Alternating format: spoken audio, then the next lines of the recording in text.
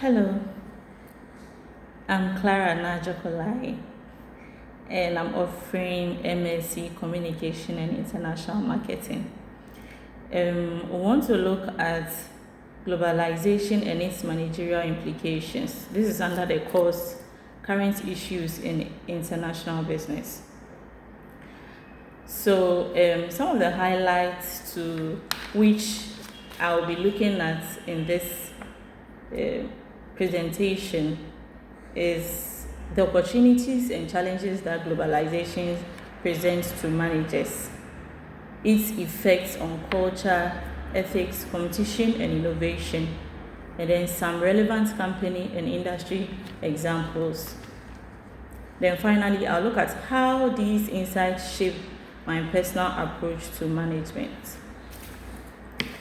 So, globalization in general has fundamentally transformed management, offering unprecedented opportunities whilst presenting complex challenges. Managers now navigate diverse markets and coordinate international teams, and then balance global consistency with local adaptation in interconnected world. So we'll look at the opportunities globalization presents to managers. Some are access to new markets, economies of scale, cost advantages, and then innovation through exposure. So, for example, when it comes to access to new markets, ATMs have expanded from saturated US and Japan markets to about 1.5 million installations globally. So it's an opportunity that it has presented. And then we'll also look at the cost advantage. For firms that have located operations where costs favor them, have really made headway, and then they have reduced costs. So some firm like Canon move production to China for skilled workers and lower costs because it is cheaper to access labor in China. And then Taiwanese computer makers open US operations for cheaper venture capital. Economies of scale. So another opportunity is economies of scale, and producing about 1,000 units costs far less per unit than the 100 R&D per unit drops. Okay, so sourcing becomes more efficient and marketing spend improves without hurting margins. And then finally, we'll look at innovation through exposure. There are lots, but we are limiting ourselves to a few because of this presentation. So innovation through exposure. Some tough foreign markets push companies to improve. So Toyota, for instance, developed just-in-time intervention methods in Japan. Knowledge flows both ways as foreign suppliers bring improved methods back home. And these are opportunities that globalization has presented to managers. So now let's look at some of the challenges. Some of the challenges, cultural implications, we have ethical dilemmas, there are political instability in some countries, and then we also have currency fluctuations. So all these are also challenges presented to managers when it comes to globalization. Okay, so from the challenges, we'll also look at its effects on culture, ethics, competition, and innovation. So culture runs as so deep that managers rarely notice their own until they encounter another. So the challenge goes beyond language. It affects how people experience time, authenticity, authority, and then communication. And then some cultures treat time as linear and scarce, whilst others see it as flexible and then shaped by relationships. For instance, we look at a country like Scandinavia. Companies in Scandinavia often have flat hierarchies, where junior employees expect input. Malaysia organization embedded hierarchy more deeply, and the employees differ. to senior figures. High context cultures like Japan rely on subtle cues, whilst low context culture like United States value directness and then clarity. Okay, so from the cultures and then ethics, we'll look at competition, that is its effect on competition and innovation. So with globalization and its managerial implications, competition intensifies. There are strategic choices, and then innovation also emerges. So with regards to competition, globalization is sharper and faster than before. Firms now face competitors they have never encountered at home. Innovation is also no longer optional. It is now essential for any firm to survive if they really want to go global. And then we'll also look at the strategic choices. With strategic choices, most companies must decide how to compete.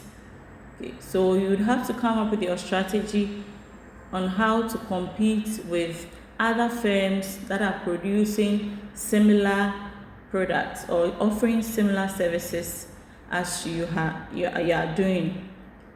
So you might want to standardize products or tailor them to local preferences. Many firms try to do both, but balancing standardization and local adaptation often strains internal systems. Innovations and emerges. So innovation, when it comes to innovations, let's take for instance globalization. It fuels innovations, often out of necessity. Toyota is a key example when it comes to innovation emerges.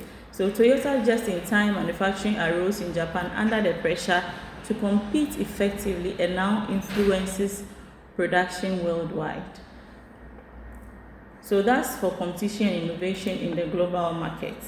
Now, some company and industry examples are Nike, the IKEA, Coca-Cola, and a whole lot of examples, but we'll limit ourselves to Nike, the IKEA, and then Coca-Cola. So, yes, Nike relies on roughly 530 independent companies across more than 40 countries because of their production. Where labor costs match quality expectation, that is where they move their production. And then IKEA, global efficiency, and then local adaptation. About 90% of IKEA products remain the same across markets, but the company adapts details to suit local preferences. So that is what they also do, and it's very effective for them.